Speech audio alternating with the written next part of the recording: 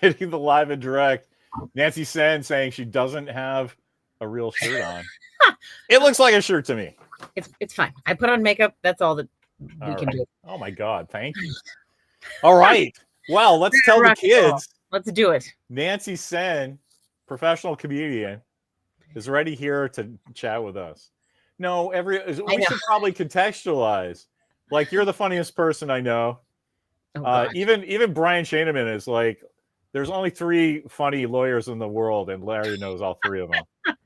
Oh, that's true. Which I was like, what? You're not going to count Chris Strang too? I don't know. But Strang's gonna. But you're a wedding officiant. You're a marathon runner of some kind. I don't know. So you do something physical. That's beyond my ken. Half marathons, because my high school boyfriend was right. I just won't go all the way. That sounds like the joke from a professional comedian. That sounds like a joke I tell on stage because it is. Indeed, I'm cheating. So we are like a internet success story. Like we're pals with a bunch of cats. I know from Obama's presidential campaign. Yeah, isn't that crazy? Good old dead Tom Mugen started a thing and added all his crazy buddies in. Look, see, you got people here already. That's Hector. That's Hector Gonzalez. Okay, I was like, snort. You know Tiffany Jean. Tiffany. So that's cool. People are coming out to show you the love. Yeah. So yeah. Dead Tom Mugen started a thing, added all his crazy people that he knew from different walks of life, and we all kind of either really got along or hated each other. Yeah. And so you're one of those people that, like, you and Strang and a couple other guys that, like, they just got my sense of humor right away. So I'm like, okay, I have to be friends with you guys. Yeah, right. In a weirdly tumultuous environment with civility will not be enforced. It's crazy. It's civility. Oh God, I forgot all about that. That's so funny. Well, and it's so funny because that was now, Jesus Christ, 13 years ago we did that. Yeah. And like I don't know about you. I was living at the time. Well, you were living where you live now because you're an adult who doesn't move every 5 minutes. But anymore. But yeah, no, I was living in Marblehead at the time, which is like north of Boston, and it's very hard to get to, and it's beautiful, but it's like a beautiful pain in the ass place to live. Where like you couldn't get in and out. It took forever to get into town. And like, I'm an extrovert. Like I need people, and all the people I could get to were on the computer. And so like, it became this very like important social outlet for me. And then meeting you guys was just such a gift because it led to what I think are lifelong friendships. Yeah, like, exactly. We've been pals forever. And we've met in person, and I know your kid, and I've seen him grow up, and it's crazy. Like, I don't know. Wow. It is crazy. The thing I was telling Mia, I was like, hey, I think finally going to get the planets aligned. I'm going to talk to Nan today. And she goes, make sure to say thank you for helping me out with my brother's wedding. God. And I love that because there in our family, lots of people, I can imagine you as well in your capacity as a lawyer and as a wedding celebrant. Yes. Where people are like, well, just help me out. Right. And it's like, but I'm so happy to help her. But it's amazing. You're asking for, when people ask that, they mean it with the best intentions, and they don't understand the like scope of what they're asking, right?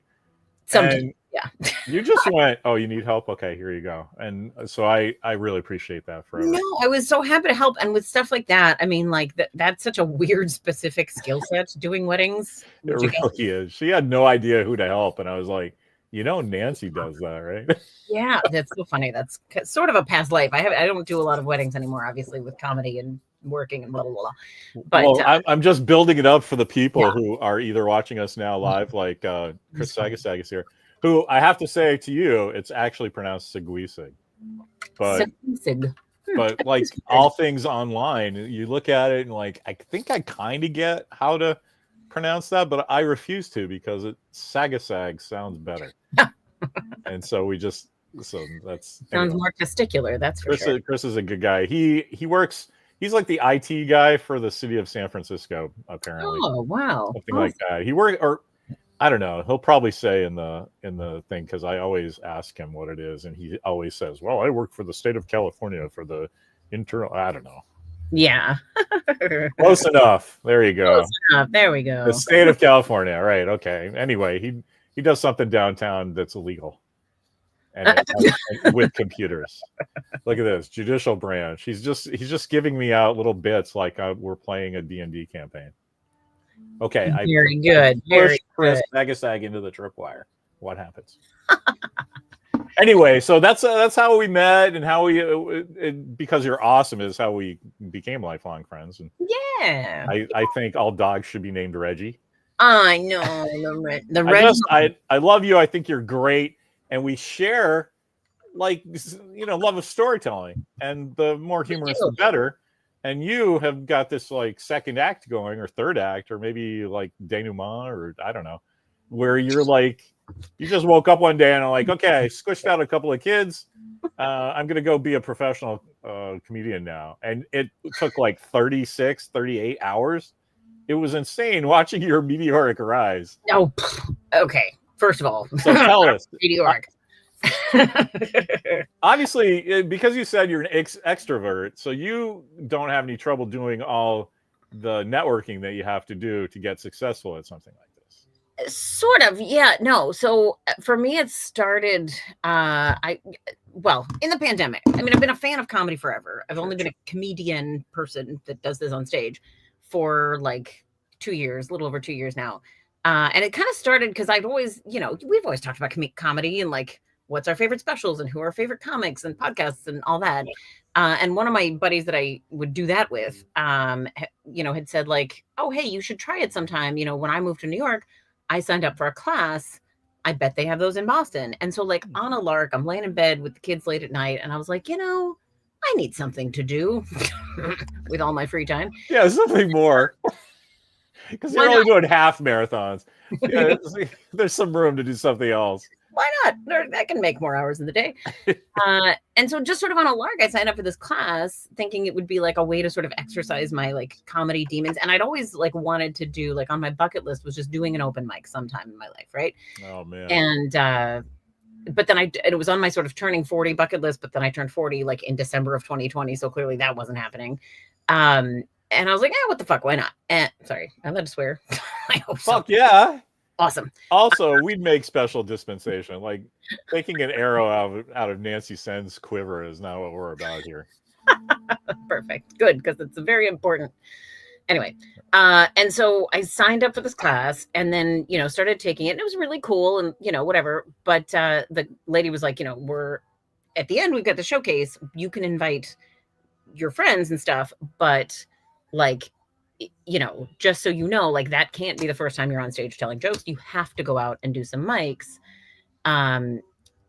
like before we do that. Right. And so like I did that. And I feel like doing a comedy open mic is you're either going to never get on stage again. You're going to hate every second of it, or it is your heroin. It is your crack cocaine.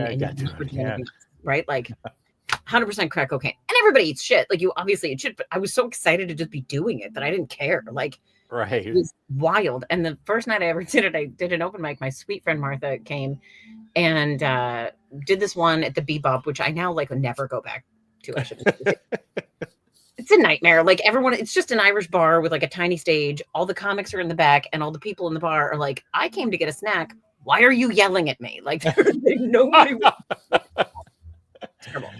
But I loved it. And then later that night, I went to another one with a friend of mine. And it was like in this dirty little bar called the Tam. You may even remember. I mean, the Tam's been around forever. Yeah.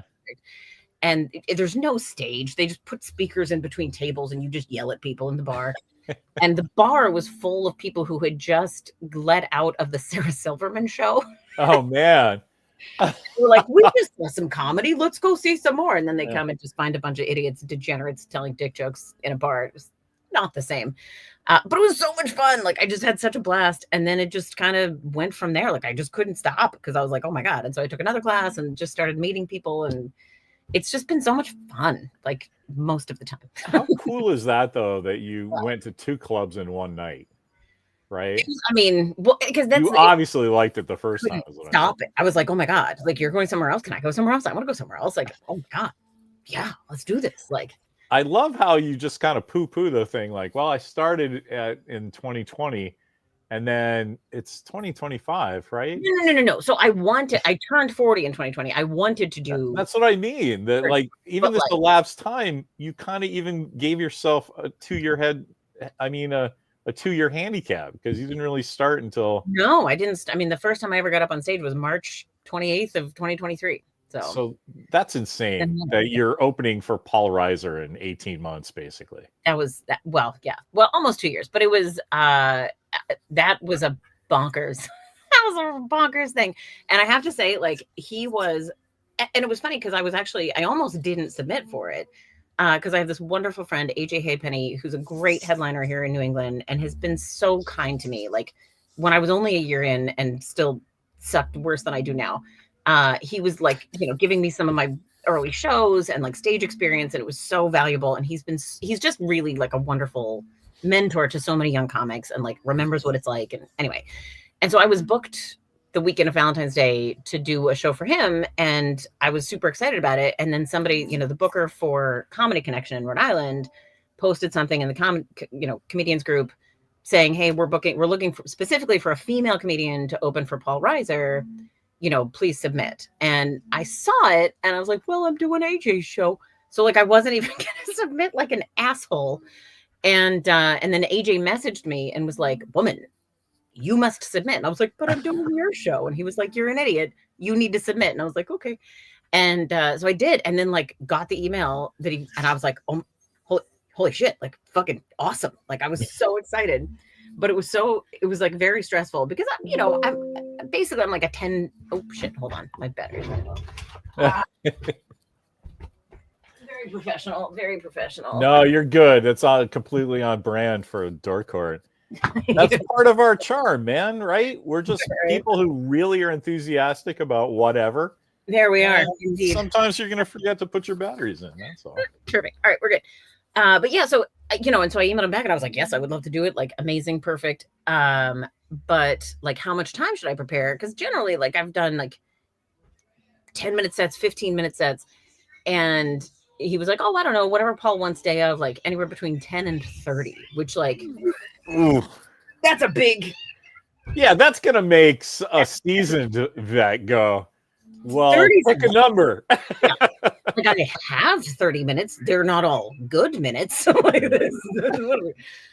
And then it was like, you won't know until day of, but it was such a valuable experience. And my wonderful friend, Alexis Cristaldi, you will see her on Netflix. Mark my words. This girl is so goddamn talented. She sat with me for just hours and we just went through all of my jokes, punched them up, just wrote, and then figured out like, this is the 5, this is the 10, this is the 15, this is the 20, this is the 25, this is the 30. So I would be ready, like no matter what he needed. And then I got there day of, he was so nice. And he was, I was like, how much would you like me to do? And he was like, oh, 10 minutes. I was like, oh, thank fucking God. Right. 10. Excellent. I'm here for you, Paul. And I have 10 strong minutes. I do not have 30 strong minutes. Like I have 30 acceptable minutes at best. What kind of relief did you feel when you Massive. Heard that one? Oh, avalanches of relief. Yeah, you're good. You probably have a couple tight 10s, right? So, maybe, but like I've never done them all at once, and I don't want in front of Paul Reiser to be the first time. Like at that point, I think I'd maybe. This is what I love about this. When I was telling Walker, I was like, he's like, oh yeah, that's cool, and I'm like, okay, I know you kind of don't get who Paul Reiser is, even kind of don't get like this is a big deal because this is how you run your life, right? That like. Yeah. People just when you're a kid, it's like, oh, some cool thing happened. Well, yeah, I'm a kid and cool things happen to me. Yeah. But when you get to be an adult, that happens less and less. Oh my gosh, no, not at all. So to contextualize, I said, man, this is like William Shatner coming up to me in 1969 and going, let's go get some booze and go cruising for chicks. Yeah, like, right. That's how big a deal. And his brain instantly went, okay, that is a pretty big deal. I mean. Yeah, there he is. And he was, and like he couldn't have, you hear stories about like, your favorite don't meet your heroes or whatever. Like he couldn't have been kinder. He was so lovely, so sweet, so good. And like for me, a big challenge is writing clean material. I don't think I have any, if I'm being totally honest. That marathon joke was the closest it comes to clean, and that's not clean. Still a sex joke. but he did, I think there was one mildly dirty joke, and he did not the same hour every single night. Like, because he was playing with stuff. He's getting ready to tape a special. Like, he's messing around. He's mucking around. Like, and he was so lovely and so kind, and was just, and he told me, I reminded him of Elaine Boozler. I was going to say, you have to tell this story. And I was like, oh my God. Ah! Like, I freaked out. And, and I told him, and I was like, I went and I watched a bunch of her stuff. And like, that's like the highest compliment. He's like, you've still got work to do. Like, you should still keep writing. And I was like, I know that. But like, just. Bro, I know. Sentence from you was amazing. And like, he signed one of the Aliens book for, I've got it right next to my Larry Young book, by the way. But he signed this thing for the boys. Aww. I didn't even ask. Like, it was so sweet. He asked if I wanted a picture. Like, he could not have been kinder or more lovely. Like, he was just the best. I have nothing but wonderful things to say about the thing I love most about this entire story is the Boozler thing. Oh my God. Because you've spent enough time in the world that you understand when people are being polite and kind and stuff. They just could be like that. He didn't have to say that about your work at all. And the fact that he was like, oh, hey, you know who you remind me of? The woman who invented, news and philosophy jokes with the woman-centric spin. Oh my God, I know. Like, I feel like I was just, when you told me that, I was like, fuck, like, what a great thing. And oh my God, he's right. Like, I've known you forever, and I would never put that together myself. But I'm not Paul Reiser, Oh my God, he sees that. So I was just like, holy shit, this is the most motivating. Like, it was so motivating, and it really helped. Like, the whole experience, because I had to like get my shit together so aggressively to get ready for that. Like, it made me a better comedian, and I was getting. I mean, like, in general with my like life and the kids and everything, like, I try to, I try not to miss 2 bedtimes in a row if I can avoid it. You know what I mean? So I'm not out there doing 3 mics a night like Alexis, like a lot of my friends can, because I got kids and I want to not throw them into therapy too hard. Right? Like, I don't want to launch them into therapy. Right, you still want to have to draw from it for material, right? Yeah, I mean, tell me again how you were sad at mommy. Yeah, right. Comedy takes the mommy away. Oh no. One of the best things about you for this, I mean, we just chat like pals, so we've never done something like this, but you are doing, at 17 minutes, you've already mentioned 6 of your friends, not counting Paul Reiser, and that in the comedy scene, right? And so that's like, that is the thing to do, man. When I was publishing and you asked me about a book, I would mention 17 others, because that's what you're there for, right? And so that's the cool thing about you, is that you're not trying to sell, come to my show. You're trying to sell comedy as an awesome thing, and look at all these people who are doing an awesome job at it. And that's why people are like trying to help you out. Yeah, like, oh, she gets it. And it's like rising tide lifts all boats. Like, right. And I don't want to be. Or everybody drowns. They don't say that one. That too. And that's what happened. I don't know. But like, I don't want necessarily to be someday maybe, but like right now, I don't want to be the funniest person on the lineup. I want to be around funnier people than me, because I learn so much watching them, and like watching them handle weird crowds or weird things. Like, I learn so much from people who are better than me. So like, I love having friends around me who are great at this and who are wonderful, like just amazing human beings. And that, stand-up is it is a inherently sort of singular thing, right? It's just you and the stage and your jokes and whatever. But when I was getting ready, it was funny, when I did the Paul Reiser show, like, as I was kind of preparing the material, I was thinking like the whole set, and I don't know if I said this anywhere on the internet, but like the whole set was kind of a love letter to my comedy friends, because there were places where like somebody gave me an idea for a tag, or somebody said they liked this word when I did it here better than this word, like, yes, it's a solitary art form in a way, but like, it doesn't exist unless you're making friends and like being out there with people and getting to know them and like helping them, and then they're helping you. And like, I love that community aspect of it. Just as a guy sitting in the audience, that totally comes across in your work, because like in our family, all of us have a favorite Nancy SEN joke. And the only way that happens is if you are telling jokes that people can feel. Yeah. You know, that it's either relatable in some manner or something. And so for me to hear that, like, oh yeah, it's a love letter to my friends, it's like, yeah, because it's a love letter to all your friends who love storytelling like you do. Yeah. Right. And so they're just going, oh, you know what? Like, if you just say donuts instead of, you know, holes, that's going to hit. And like, but that means everything to you, because some friend of yours just took a B+ joke and made it an A- joke. And made it an A. And like a perfect example of that was, I have a joke about the Are We Dating the Same Guy Facebook groups where like women go to just spill tea about dudes. As you can imagine, rife for comedy, right? And I have this dumb joke and it's a real story, but like there was this woman who posted in there and she was like, I've been talking to this guy every day for a week, and then he went totally silent for 2 days, and I'm really worried because I think he might have died. Which I was like, that is hilarious. Like, 2 days. Ready. Lady, he might just be in the bathroom. Right. So like I have this whole joke. Like the end of the joke was, originally I was saying like, you know, she needs to get off of Bumble and onto some new app she invents called like Tight Twat Energy, right? Like, because I think twat is funny. And my friend Alexis, you know, when we were workshopping stuff, she was like, what if you said, you know, instead of she needs to get off of Bumble and onto some other app like BetterHelp, because it's insane to think that, right? And that worked so much better. Like, yeah. And then the other day, my buddy Zach Morin, who you will also see on Netflix, fucking hilarious. I sometimes do this thing if I'm like one of the only women on a lineup, which is most of the time. It's like I would go up and, you know, be like, it's your token clam of the evening, and, you know, get a little cheap laugh, right?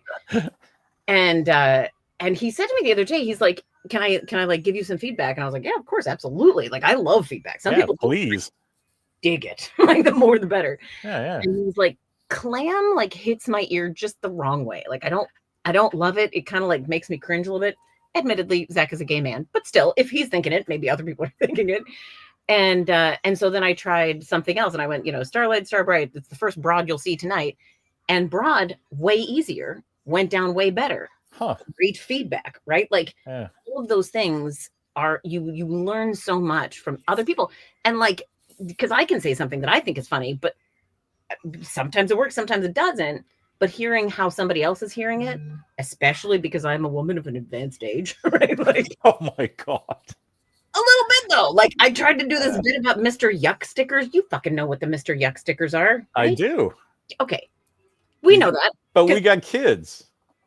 We have kids, but like my kids don't know what Mr. Yuck stickers are. But when I was a kid, you know, and like I feel like people are our age and maybe like a tiny bit younger know what those are. Yeah. I thought it was like a funny idea, because it was like, instead of like teaching parents to parent, they'd be like, fucking don't drink this. Like, put a sticker on it. I don't know. I think that's very funny, right? Yeah. And I tried it, and nobody, like most, you know, I was doing it open mics. Nobody knew what a Mr. Yuck sticker was. Totally flat. And I'm messing now. I'm texting all of my friends who are like 32, right? And they're like, what the fuck is a Mr. Yuck sticker? Like, it ended at a certain point. And then people started, you know, parenting, like locking away their chemicals. And but like nobody knew what that was. And so like the whole joke didn't work. And I was like, so that joke is something I can maybe try if I walk in and it's a bunch of white hairs like me, like who are old and remember that. But like, the way you told it though, it's like you understand what happened contextually, right? It's like a thing for poison, right? Yeah. Whatever. And you have to explain it. And like, I kind of, maybe I'll come back to it because I think it's funny. I think it's hilarious. But like, if nobody. Yeah, I'm with you. Whatever. That's and then we had another failure of the audience. But that's a great lesson you learned, right? A big like, I keep learning it over and over again. I was using a Lorena Bobbitt reference in a joke. And my friend who's 36, who's not even that much younger than me, was like, you're gonna lose people there. Like, not everybody knows who that is. Like, that's a sad commentary on society, isn't it?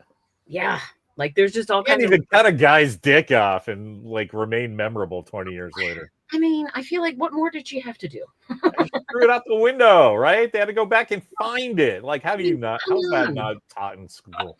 That woman had executive function skills. She finished the job. My favorite one is for.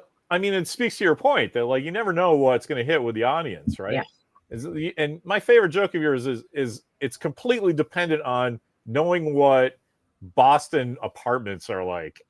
The guy that was like peeing under your back door. Oh, I haven't told that forever. Yeah. And like, oh, dude, I know that maybe that's why it's one of my favorites, because it was one of that was one of the first clips that I saw of you. Yeah. And I was like, oh, she's fucking on her way. Like just on that joke alone. But that whole bit, I think it was about 8 minutes of stuff. Yeah. And I was like, yeah, you're in comics, there was a guy who's famous now, and it's to the point his son is a famous colorist. He's been famous so long. Oh, wow. Named Matt Wagner, but he's roughly my age, so I read his first comic, and it was all right, but the story was fantastic. But the art in a comic is also half of it, right? And it kind of wasn't there yet. Yeah. And I would tell everybody who listened, you have to buy this comic. It's going to be valuable because this guy is going to be famous, and you're not going to get it by this comic. You're going to look at this comic and go, at best, you're going to get what I did, that like, oh my God, this guy is not letting the fact that he can't really draw professionally yet get in his way of making a fucking great comic. And that was literally the feeling I got from you. Is like, she's obviously not professional yet, but this is the first fucking time I've seen something, right? Yeah. So like, you could just you were wrong. She's not letting it get in the way that she doesn't really know how to do it yet. That she still understands exactly what's going on, and you were fucking on your way. Well, and that is one of the Paul Reiser agree. Well, and that's like one of the funny, I was thinking about it today because I was thinking about doing this podcast, and like one of the funny things to me about doing comedy is like, of course Hector likes that. Did you see that? I'm sorry. Oh no. I always do that. That's my favorite tale too. Yeah, because we were there at the beginning. I haven't thought about that joke in forever. It was in my master set list because I hadn't thought about it forever. But when Hector and I get on a plane, when they allow brown people to fly again, and we see you somewhere, we're gonna be like, hey, tell the peeing joke. Tell the pee joke. But it is a funny thing about comedy is like you have to have this like delusional confidence to do it at all, because you are going to eat shit and suck for a very long time.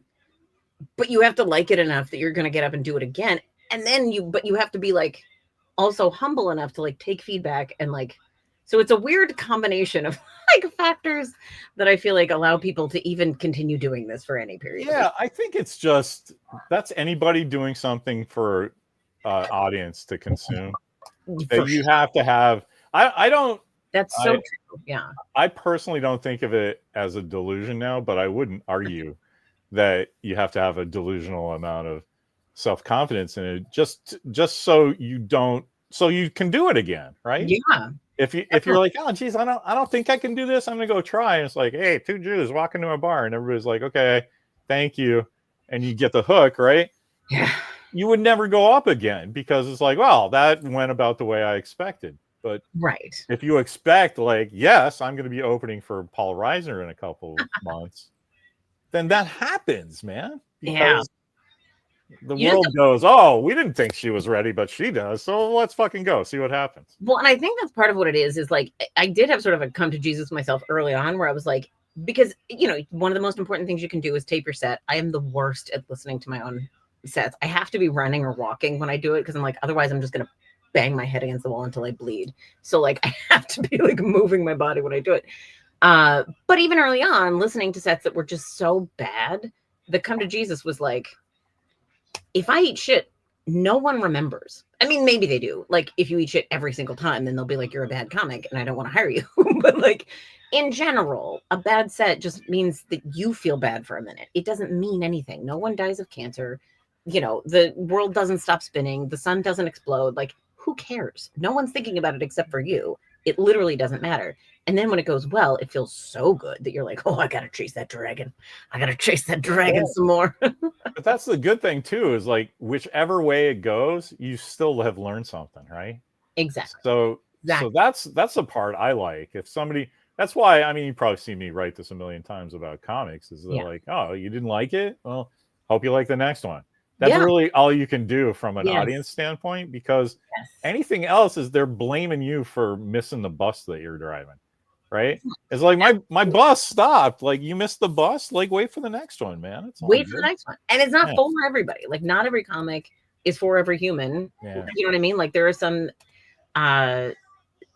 folks were like, I don't dig it. Like, it's not for me, but I recognize that it's good. And, you know, it's a friend. There's a I'm not going to say his name because now I feel like, because I said that I can't. Like, he's become quite successful. He's on the rise, right? Like, I had a weird, bad, not great experience with him at an open mic, like, kind of early on. And so I was kind of like, fuck that guy. And like, but then after that, like, he was always nice to me. Like, it was fine. But he's very funny. Like, his comedy has a little bit of a misogynistic bent. So, like, you know me. You're not narrowing it down. This could be anybody. Oh, no, there's no one, right? But, like, objectively, he's very, very funny. And I was talking to a friend of mine recently, and he was like, "Look, you can't argue with it. Like, the guy does one of his magical powers is, like, he gets on stage and he doesn't give a shit if you don't like it." Yeah. And that's 100% true. Like, and I thought about it. I was like, you're right. Like, he's extremely funny. He's very young. He's already doing, you know, great stuff. And, like, he's going to be on Netflix. Like, he's just going to be successful. And that's a big part of why. Like, and that avoiding that. I mean, there's one of the things I love about comedy is, like, it's so hard. There's, like, so many different things. You have to be good at writing it. You have to be good at telling it. You have to be good at slowing the fuck down, which I'm the worst at. You know, like, you have to be good at so many different things. And my friend Alexis is one who's like, even if the room isn't responding right away, she's still having fun. And that's part of it, is, like, you know, and you've heard this advice 8 million times. Like, if someone's worried for you, you are going to fail, right? Like, if the audience is worried, they're not laughing. If they're like, oh, this poor bastard, like, on stage, like, you can't have that. You just got to own it. And when somebody is owning it, and this guy, like, doesn't give a shit. Like, oh, did I offend you? I don't care, right? Like, and look, that's not what that's not what the comedian is there for, right? Like, Ricky Gervais has a great one about this. That, like, you know, of course you have the right to be offended, but I have the right to offend you. All right. Indeed. So the only, like, rational response to that, if you're saying stuff to make people laugh and they don't laugh, is that, well, that's your problem, not mine. And it is. And that's the thing. It's like the only survival that you can have there. It 100% is. And it's such a hard. And I think that's what's tough, is that, like, this guy, like, his saving grace is he's really undeniably funny. There's other comics you'll see at open mics or whatever who will just get you to say who it is, because we're all comic fans here. I can't. I'll get myself. Can't do it. But it's somebody. Is it somebody from Boston? Somebody we would know? Yeah. No, you wouldn't know him. You wouldn't know him. He's still very much never mind. He's amazing. But because I was going through a bunch of guys, like Shane Gillis is like that. He says kind of like. And here's the thing: is, like, Shane Gillis. That's such a funny one, because Shane is so funny. He is so undeniably funny. But there are so many comics you'll see that, like, are doing a Shane Gillis impression, and they're like dropping the slur, dropping the offensive thing without being funny. And that's the thing, is Shane gets to do it because he's funny. Like, when he does his George Washington joke about the teeth and whatever, like, it works because it's funny.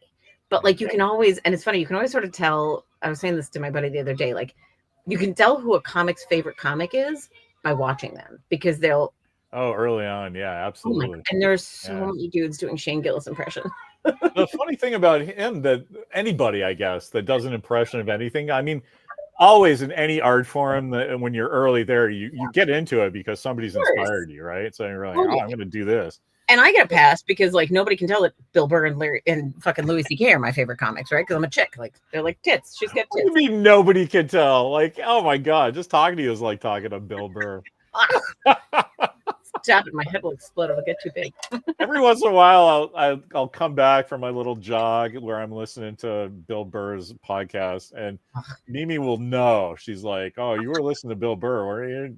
I'm like, "Yeah," and she'll go, "Oh, you were missing Boston, were you?" You know, yeah.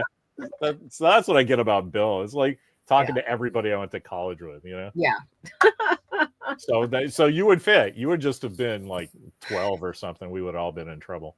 Yeah. If you hung out with us in college. That's true. That's true. That is such an experience I have all the time because because nobody my age is. I mean, there's like a handful of us that are my age. Most people are like 20s and 30s. Yeah, much younger, yeah. And so like, we have a lot of conversations that are like, oh, you were 8 when that happened. Oopsie daisy. I kind of dig that though, because you obviously don't look early 40s. So I mean, come on. No, so I mean, I'm sure for that last skit you did where you were just so like repulsed by that guy was like 7 years old or something. Oh my God, I know. I was like, come on, he looked like a man. Come on, you're not. He's so sweet and he's so funny. Ethan Cannon is his name, and he's so funny and he's so sweet. He did a great job. But I did definitely text my friend Zach when I got there, and I was like, he looks so much younger in the daylight. like I look older and he looks younger in the daylight. In the daylight. What?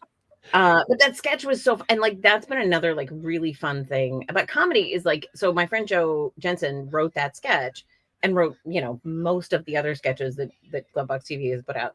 And he is so talented. Like he's like only about a year into stand-up, but has been writing his whole life, and he's just this unbelievable sketch writer, right? Like, and so getting to like bring that stuff to life was so fun. Like, there's so much like one of the things I wanted to ask you about that, because that was all sketch writing is a different thing than stand-up. And that was a professional piece. Like Walker was like, well, where is this? I'm like, it's on the internet, man. I don't know. What are you talking about? And he goes, well, that should be like on Saturday Night Live. And I'm like, I know. Everybody's doing a great job. So he will be very happy to hear that. No, yeah, like that's because so Joe's background was in he came from like the Improv Asylum world where like he had written some sketches for them. And my friend Alexis, she also does like some crossover improv stuff. And so she had seen one of the showcases that I think Improv Asylum did. And I apologize if I'm getting that wrong, but and the ones that impressed her the most were all ones that Joe had written. And so she asked him to come on this whole Glovebox team as the sketch writer, and he came on and he wrote these like amazing, just tight, beautiful sketches, and like it was so much fun. Like we had such a blast making them, and it was awesome. So you'll see him again. He should probably put a link to that in the thread on Facebook for posterity. Oh God. Because when I saw it, you were like, "Don't show it to anybody," and I take that stuff. Don't show it to anybody. Just don't tag me in a post about it, because then like my mother-in-law's on Facebook. Like I can't. Like my mother's friends are on Facebook. I can't have them see. That brings us into Hector's question. How is juggling a job and then hitting the stage? You kind of answered a little of that earlier. I mean, the job is fine. I'm very, very, very, very lucky because my job is very flexible and like chill, and like I can sort of, they don't care yet about us being in the office very much. I think that might change in the future, but the job thing is not that hard. The motherhood thing, that's a lot harder, I think, because comedy is a nighttime activity. Yeah. So like I mentioned earlier, like I don't, to the extent that I can help it, I don't like missing multiple bedtimes in a row, and like that part is hard. Logan knows that I talk about him on stage a little bit. Because and what's funny is now the kids will say mean stuff to me because they know that I make jokes. I don't want to see this in your act, Mom. Oh no, he literally the other night was like, if I help you write jokes for an hour, will you pay me $20? I was like, fuck yeah, dude. Like, wow. Absolutely. But the thing is, like, what the jokes I've written about him were like just mean stuff he said to be funny. Like, he's not a jerk. Sure. He's a sweet kid. But like, we were going to the pool, and like he turned around and was like, "Mommy, you look like a teenager today." And I was like, "Oh my God, thank you." And it was like, "Yeah, it's because you're short and you have a lot of pimples." Like, But I made like one of my best jokes out of it. Like it led to like a bullying of mothers joke. And like I was able to make various and sundry different things out of it. And like it was fun. Although whenever I say to him, I'm like, "Oh, you're funny, you're like your mom." Yeah. Oh no. Brutal. Another one. And another part of another joke, but it was a real true story. Like we were walking through the park, we saw a family with 3 kids, and he was like, "Are we gonna have any more kids in our family?" And I was like, "No." And he was like, and it's because of you. And I tell it differently on stage, but like in the real life, I just said no. And he goes, "Oh, is that because your boobs are too old?" No. In his little mind, because he was 6 at the time. Like we haven't had the sex talk yet, right? And I was like, no. And he goes, well, then why do they look broken? Oh, Logan. Because of you. That's why. You did that. I think I stepped on your punchline because I have heard that joke. Oh no, yeah. It's sorry about that. It's his fault. It's 100% his fault. Yeah. That's cool. Well, we were in the green room earlier and you were like making dinner for the fam. Indeed. And I see Sharon walking around, skulking around, taking care of business. And I'm just like, I really appreciate you talking about nonsense. No, it's totally fun. Well, and that's responsibilities. It's cool. I mean, yeah, no, it's and it's fun. And the thing is too, like I think balancing the motherhood thing can be tough because I don't want to miss the bedtimes and like I want to be here for stuff, but also like it does not escape my attention that like,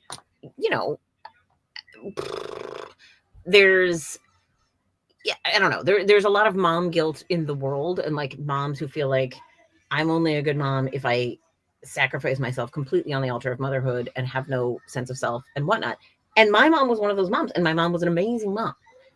But also, like, it took a toll on her and it took a toll on me. And like, especially having boys, I think it is important that they see that mom has other things happening, right? Like, I think it's important that they see that moms can have hobbies too. Like, Walker has seen Mimi with her swimming and like everything that she does and her big beautiful career. Like, I think it is very important, especially in this day and age, that little boys see their moms like have identities that exist outside of just being mom. And I think it is good. And like, I mean, whatever, we all fuck up our kids, but I do think like the boys in general, as long as I'm not like the balance isn't wildly off, they are generally relatively chill about mom being gone. And stuff. This is my buddy Mark Fenn. He's a Conan expert, Robert E. Howard expert, and he agrees with you. And I think you're absolutely right. All of my creativity is because my mother told me how to write. I always say you can't teach anybody how to write, but my mother went, "Here's what you want to convey." So it wasn't really like, here's how you write. Like I was learning that at school, like what, diagramming a sentence and what verbs were and everything, right? But she's like, what's the point of this? Who are you writing this for? What are you trying to say? And I think that's the kind of things moms do great.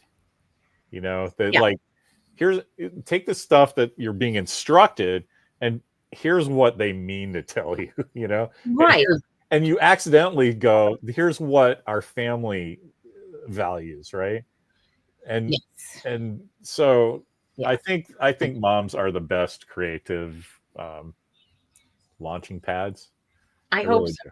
I hope so. And like I said to Logan the other day, I was like, he made a joke and I was like, "Oh, you're funny like your mom." He's like, "Whatever, I write all your best jokes." Pardon you for telling the truth. Also, I wrote the rest of the joke. You said the funny thing that inspired the joke, but I wrote the rest of the joke. Because Walker is a little older. I told him this story that you might know this about Robin Williams. His brain was such that he would just be exposed to something and spit it out later on the Tom Snyder show or something. And it was fine because he was Robin, but other comics were like, I don't know how to tell you that you're stealing my jokes. And he wouldn't say, "I'm stealing your jokes. I'm really sorry." And he would have a conversation and say, "What are we doing? $25 for that joke?" And people would be disarmed and go, "Yes, thank you. You've paid me for my joke. I'm good." And then you get to tell the story that Robin Williams is using something you said, right? Yeah, totally. Walker will come in with one of them smart mouth things you're saying, like Logan, right? And I just one day I just went, "Oh yeah, that's a good one. That's a $25 joke." And he's like, "What?" And I'm like, "Well, you haven't heard that other comics, if they're going to steal something from you, that's their highest compliment. Isn't a laugh, because you get laughs from the roofs, right? But another comedian's like, "Yeah, that was a good joke. That's so good, I'd pay you the Robin Williams fee for that." And he loved that. And man, he says that to me once a day. And then when we're saying something, oh, good one, Dad. That's $25. $25 joke. And I'm like, that's your highest praise too now, isn't it? I like that. I'm told. Well, and it's funny because we've been talking about like a chore chart because they want a PS5, and I'm like, motherfuckers, Santa just bought you an Xbox. Santa's tapped. Right. How many kiddies do you have amongst the two of you, right? Right, like whatever. You at least need to earn this one. And so they were like thinking, and Logan was like, so what's a chore I could do one time where I can make like $50? I was like, no, absolutely not. We're not doing that. Like chores are things that need to be done over and over again. So then that was where the like, will you pay me $20 an hour to write jokes for you? I was like, for that, that's a fucking bargain. You have no idea. I can't buy that. Hour? Okay. Any idea how much I've sunk into producing this was my dad too. My dad was a salesman, so he could tell the story about anything. And that's why I told Walker, I'm like, okay, Mr. Man, you're going to film school and everything. It's pretty competitive business. Just take advantage of all your opportunities and just remember it. Whatever you end up doing, it's about telling the story, right? Absolutely. And then, totally. So go to school for that. Definitely telling the story is so important. And like my mom was a beautiful writer, like, and that was one of the things like she never really got to. And her penmanship. Her penmanship. Come on. Flawless, amazing. She was a beautiful writer. And my dad was also a really good writer. And it was funny. His highest compliment for anybody was that they were a good conversationalist, which meant a good storyteller. Like, can I talk to you? Can we trade stories? Can we bullshit for 2 hours? Like his highest compliment was, are you a good conversationalist? Which is like stand up. Like it's art. It's creativity. It's storytelling. Like it's all of it. Like unless you do it or study it, like I would never do it. I could write a tight 10, but there's no way I could perform it. I couldn't. I'm too shy. There's no way. I would get up there and go, the brisket's very lean. Good night. And, I might tell my thing is that I can do it in a living room to a couple of people, right? But that's because like your dad, right? Yeah. Let me regale you with a little funny humorous and then I can slay that. But once I start thinking like, oh man, 2 drink minimum. Holy shit, there's somebody I know. Fuck. It would be all over. I couldn't do it. So you guys, I will say it is harder. It is harder when you know people in the audience. And like one of the early mistakes a lot of comedians make is like you're so excited, your first show, your friends, right? You invite your friends, and then you sort of cash that in, right? Like, too early, yeah. And then by the time you're actually any good, they're like, "Fucking, I already did this. Like, I don't want to see you do this again." Right. Like, oh. And by then you're actually better, and like you can do it a little easier. But when you know that there are people in the crowd who and there was funny. I have a friend who I was telling a joke who they had kind of inspired, and I was telling the joke and I kind of tripped over it because I knew they were watching, and I was like, because it's harder. It's harder when like there's some investment, right? Like it's harder when I have a joke about my friend Michelle who's dating a very young man, and so like if I know she's there, I get nervous during that joke, right? Like, oh yeah. I get nervous about it, but anyway. when you might like this because it's a school in Worcester. So in the mid to late 80s, the comic house, the places to tell jokes just exploded. Like restaurants would open up like an unused room, and then that was their comedy stage. So there was a billion places overnight to go see comedians. And we found one place that we thought was great. And then there was one guy he told this joke about Santa. I don't remember, but it was just hilarious. Yeah. And we would go every night until we memorized his act because we just loved him. And one day he got about halfway through and he's waving to us, because he just recognizes us by sight. And we're the drunk people who never heckle him. And then one time, one of my buddies, it was Ethan Hausman.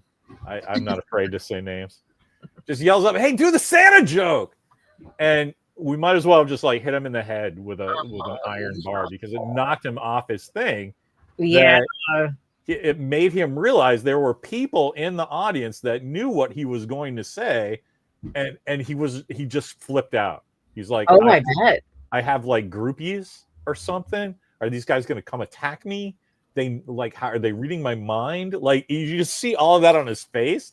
And I was like, dude, we can't come here ever again.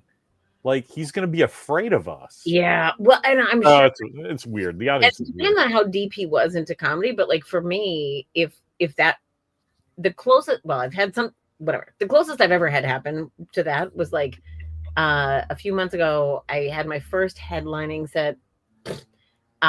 Whatever. I'm not shitting on it. My instinct is to shit on all the good things I've ever done. But we're going to put that aside for a moment. And whatever. Yeah, that's standard comedian self-deprecation. It was my first headlining set. It's at a tiny little, sweet little dive bar that's one of my favorite places on the planet. It's right here in JP. And honestly, the set only went okay. Like, it was fine. But, like, there had been it was a long show. It had been a long lineup. Everybody was tired. I wasn't really on my game. I feel like I was maybe, like, a little tired or something. Like, I didn't feel great about it. And then afterward, there were these people who came up, and it was funny because the dude had sort of been like looking at me, and I just figured he was like a creep because that happens a lot. And man, singing sister. He wasn't. And he came up and he was like, "Hey, my wife and I and my sister-in-law and brother-in-law." Hey, look who's here. Ah! Here, you got to Hi, talk. Mimi. Hello. Hi. I love you, Nancy. I love you. I'm so happy to see you. How are you? I'm good, and you are hilarious. Ugh, I'm something. You are something. Thank you. Oh, yeah, thanks for doing this too. It's a blast. This is total blast. This is delightful. I might even have a run and think of you while I run. You could listen to this. Good. I could, but I will probably listen to Nancy's. I can listen to Nancy's like stand up. For real sets, I know. We've subscribed to YouTube. Yeah, God, I know, and I still have not put up the Paul Reiser set because I'm the worst. Oh well, that was coming up for a question. Although I have said Paul Reiser more than she has this whole this is true. Paul Reiser, because it's clearly going to be my best tape because it's the biggest audience I've ever performed in front of. So like, well, it's a huge feather in your cap too. I mean, I know, but it was they sent these files that are like actual professional files, and I like haven't downloaded them. It's a whole thing. Whatever. I also hate listening to and watching myself, which is my greatest Achilles heel as a comedian, because that's the best thing you can do. And I hate it so much. I was telling Larry, I have to be running or like walking or walking while I'm like listening. Around the 43-minute mark, she's all bragging about you and how all the cool things you do, like swimming. I know. I did. Painting surfboards. Yes. Building cabins. Saying, especially when you have boys, it's very important to make sure boys see moms being human and having like interests and hobbies and passions and things like that. And Walker has definitely seen me be human. And it's an elaborate ruse. It is. You cover up your exoskeleton very well with human flesh. All right, go. In a good way. I'm actually not in a robot way. Cat food. Bye. Right, love you. Give me that back. Love you. That was cute. Best. I fucking love her. Yeah, she's awesome. She's amazing. Yawn. How boring. So cute. So cute. She is. All right, let's go back to Mark. Try to open night. Yeah, he lives in the middle of Texas, which he says later. 3 hours from everywhere. But you know what? Even Erie, Pennsylvania, where I'm from, has some comedy. What Mark isn't telling everyone is that he owns a movie theater. So it seems like if you're not showing like Predator or something, man, just turn the lights on and start saying funny stuff. Well, and there's people who want to be funny everywhere. That's the thing. That's a great point. You know what I mean? Like, obviously, a small town isn't going to have the same scene as like a Boston or a Chicago or whatever. But like, you can always have an open mic night. And even when, this is sort of a funny story, I went back for my high school reunion. Had to have been last year. It was my 25th reunion. And the place where we had it was this like distillery, brewing company, whatever. And it also happened to coincide with and be in the exact same space with the only open mic in Pennsylvania. What could go wrong? Could go wrong. And it was the day Trump got shot. It was like the day that he, like, his ear shot. It was an ear piercing that went wrong. It was nonsense. It was didn't hurt that much. Such a piece. I was doing a joke after that where I was like, where I talked about doing stand-up the night in Erie, which was also in Western Pennsylvania. So it was very close to where it happened. Oh, that's right. An hour and a half, like, south. Yeah. And I was like doing stand-up, like right where Trump got shot. Like, someone had to murder that night. That fucking asshole didn't do it. That's pretty funny. Anyway. That's a good joke. But like, it was wild. And so then the Secret Service came and said, "Explain yourself, ma'am." Not put that joke on the internet until now. But it was wild. And so, like, I ended up doing the open mic because there were very few people there to do the open mic. There were a lot of people in the brewery.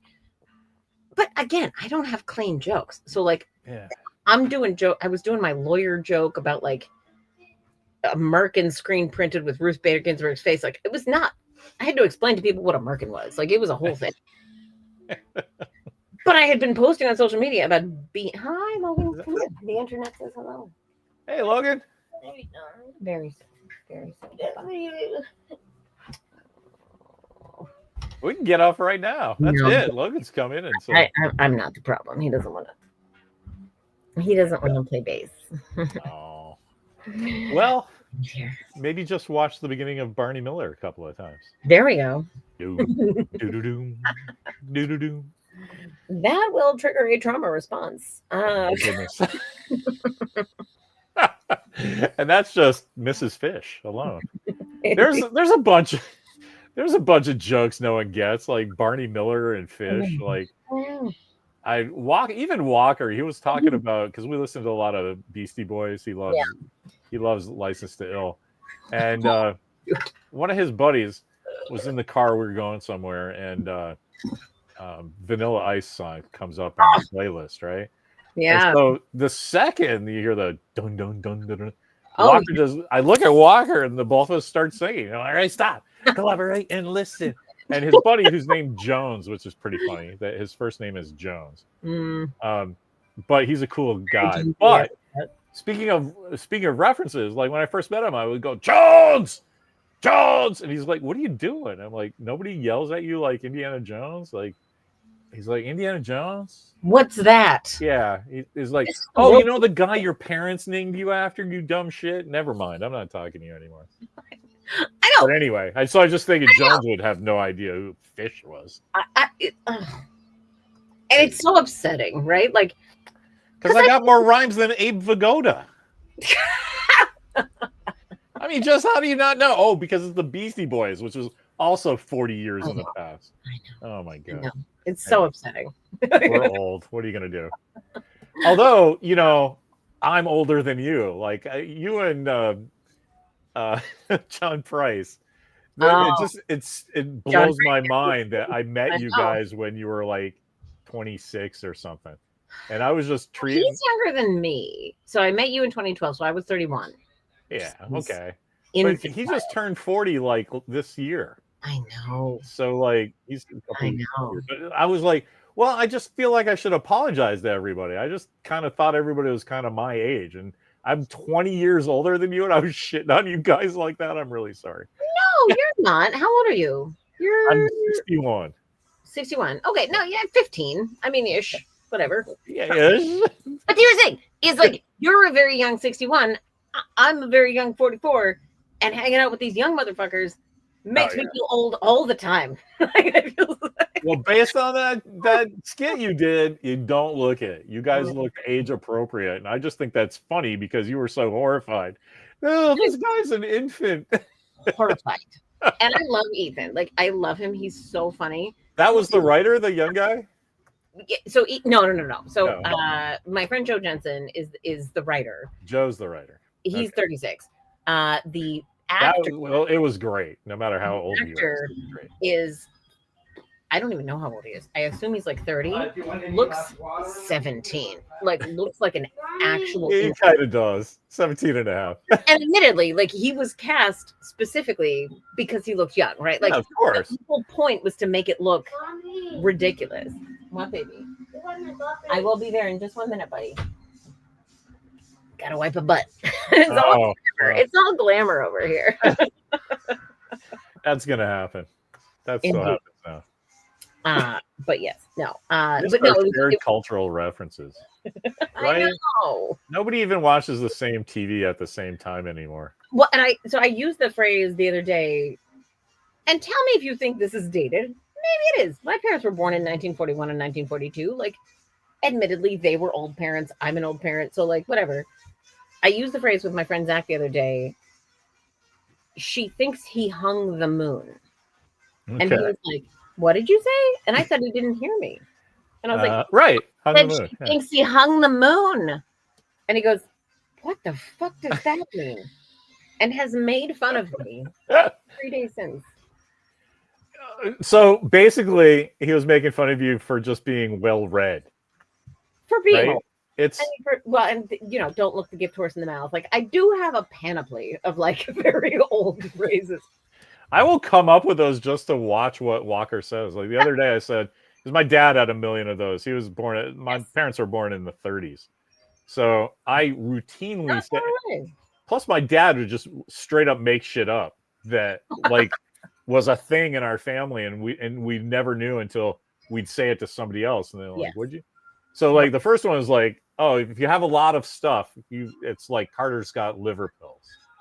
And that's all predicated that the fact that you know that liver pills were a thing at some point. Liver pills. Yeah. It's like stuff for your liver.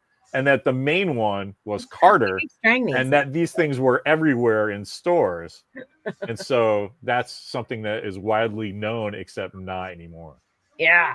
So that was a real thing. But the other one is he just wasn't, my dad couldn't spell, you know, he wasn't very academic, but he was super like plugged in. Like he was the best salesman. Very smart. Right? He made you, and you're very smart. So there you go. So every once in a while, he would just like come up with stuff, and so he had this word for a fine tuning of something. Like if you were trying to get into like a radio station, or you had to like get a screw in there really tight, but not strip. Yeah. That was titravation. I have to titravate that, and it was all he could just titravation, titravating. It just sounded like a real word because then he would always go, I got to titravate that. I'm like, okay, Dad. And then like we would and then I was like 14 or something, and I said it to one of my friends. This bike spoke needs some titravation. And he's like, what? I got to titravate it. It's a little loose. Needs some oil or some shit. What? What are you talking about? So it's my dream now to have titravation, to titravate, to be a real word. It's like close to titrate, vation. Feels right. I don't know. See, do this. You can say anything and people would get it, right? It needs a little like Homer Simpson. You know, yeah. It does need a Oh, that's so fun. Mark is claiming to be a 97-year-old man trapped in a 55-year-old body. I get it, man. It's because when we were kids, right? Like my family had a set of encyclopedias, the Funkin' Wagnalls, and this Time Life book. I forget what it was called, but it broke down basically history and pop culture by decade, starting in the 1900s and ending in 1980. Yeah. And I memorized that shit. Like I knew all, like who Sky King was. I knew who Jack Armstrong, the All-American Boy was. Is a Wheaties mascot. Like I knew all of this fucking shit. Yeah. And I assumed that other people did too, or cared, you know? Or cared. Well, and like, so I do a joke about being the spelling bee girl because I was like part of the spelling, whatever. So I won like our local spelling bee thing. And the one part of the prize, the spelling bee, and I should include this as a joke now that I'm thinking that. Part of the prize was you won a set of encyclopedias. Yeah. Like Britannica, which like but that was like, but that was a valuable thing, man. And you it was don't have to go like, to the library. You can do your kids' homework right from home. Oh God, we can just, I don't even have to go to the library. Like I've got the whole Encyclopedia Britannica like right here. That's why I have 4 closets just full of books that I can't get rid of. I have boxes upon boxes downstairs of books. Now Hector's like just berating. Oh, come on, Hector, be nice. Old. Oh, put some English on it. Yeah, you almost never hear that anymore. Put some English on it. You know what? You could probably mine a bunch of this for a couple of minutes on how like this would probably come back and bite you in the ass though if you did a couple of jokes about how fucking people today don't understand references. That you're not going to get a bunch of laughs from the young kids. Well, and that the problem at my level, like that's the problem is I have to test jokes at open mics, which are 30-something dudes, like 20 and 30. Everybody does that though. You have to test your jokes because, like you said, you have to. Like I'm not going to go up on a show and just because show stuff you got to use show material or you're not going to get booked again, right? Like your job in a show, if you're being paid, even if you're not being paid, like if it's on a show, right? Just doing the job. You're right. Like you need to do the material that you know works, right? Although I did have a really fun experience because I do a bit about geriatric pregnancy. Oh man. Of course you do. Of course I do. And because both of mine were indeed. And I've been telling this joke forever, right? And I was like, does anybody know what the term for, being pregnant after the age of 35 is? And always somebody knows it. And they always go geriatric pregnancy. And I think it was like 2 weeks ago, it was a show down in somewhere, Milton maybe. And they were like, and I asked a question and this older lady in the front row and her friend were there. And one goes old and one goes stupid. Right. Right. Just here you go, ma'am. Why don't you take the mic for a minute? Right. And like now I do that. Like I like somebody, I still do it. Like, does anybody know what it's called? Somebody says geriatric pregnancy. And I'm like, so I did this a couple of weeks ago. Somebody said old and somebody gets stupid. And like it gets a bigger laugh than any of the rest of the joke. Like, that's okay, man. Right? Because it's fine. Like, because you got the laugh. And it's because they're entertained. And that's a little self-deprecating, right? Hey, here's this one time where I told a joke and it didn't really work, and somebody else told a funnier, but they weren't heckling, and so now it's part of my act. No, and now like right, that's all legit, man. Right? Anyway, it's man, I could talk to you for two more hours, but I've started to feel guilty now. I see the clock; it's over an hour, and oh gosh, you got your kids, and I don't want to take them away too much longer. But if you're okay, I'll still keep talking, man. This is amazing. Yeah, no, I can go for a little bit longer. Yeah. What's your next? Where are you playing next? That's kind of a talk show thing to say. Hey, why don't you pitch us where you'll be next at the comedy club down in? I don't know what my big like. Jamaica plane. I mean, listen, I do a lot of the bar shows. So I guess the next official big thing that would be worth whatever. So my friend Chef Phil is putting on a show at this bar called Tiki Rock. So it's like downtown Boston. And it should be a good time. We've got a great lineup for that. And what else is happening? I don't know. It was funny. I did Nick's Comedy Stop like a week or two ago. And it was that was cool. It was which was like, and to me, the reason that was exciting was because I've been listening to Bill Burr talk about it forever. Yeah, it's exciting because it's Nick's Comedy Stop, right? It's not like, I mean, that's might as well be playing Madison Square Garden at this point, Nancy. For me, same thing. Like same. Well, and it was funny too because there was one when I was getting ready for the Paul Reiser show. There's a show in Boston called Mendoza Line, and they do it in the Dugout, which is like this sweet little dive bar where Strang and me and Jordan and like we spent law school at the Dugout. At the Dugout, yeah. That bar had smoking right up until you couldn't anymore, right? Like it still smelled like cigarettes until about 2016. Like that, it's just one of those awesome like Boston dives, like in a basement. I'm sure it's violating every possible fucking. But it's Boston. It's a home. And there was a comedy show there, and like I'd been desperate to get booked on it. It was my next comedy stop. Like I was so excited, and then I finally, like when I was getting ready for the Paul Reiser, I was like, I would never do this, you guys, but like can I please join the lineup? Like, I'm so sorry. Like, I need all the stage time I can get in the run up to that. And they were like, yeah, sure. And then I went and like no one showed up and the show got canceled. Aww. Well, you booked it. That was the important part. Oh, yes. But technically I booked it. So that's I don't know if you saw up earlier in the comments, Tiffany Jean was like, yeah, Nancy's Insta is pretty incredible when we were talking about networking. About all the stuff that you're like, either you're the MC of a show or you're in a slot with a bunch of other big shots. It's just amazing how you put your mind to it and you get it done. Yeah, it's fun. It's fun. It's a fun, and it's a great community. I mean, the Boston comedy community is by and large excellent. I've met some of my favorite people there, the most creative, interesting, funny, phenomenal human beings. Like it really is, for a woman of advanced age, a bit of a second act. And come on, you don't live in Omaha, but like you said, you can find a mic anywhere. Even at Mark's place in the middle of you absolutely can't. Like if Gary, Pennsylvania had a mic going at my high school reunion, like did they really? Oh yeah, no, that was the whole thing. It was like the mic was happening in the brewery at the same time as the reunion. Oh, I see. Yeah. And that's amazing. Because I'd been posting on social media about comedy, they were like, "What are you, a fucking pussy? Like, aren't you gonna get up and do it and show us what you whatever?" But it was funny actually, and you'll appreciate this because you've lived in small towns and big towns.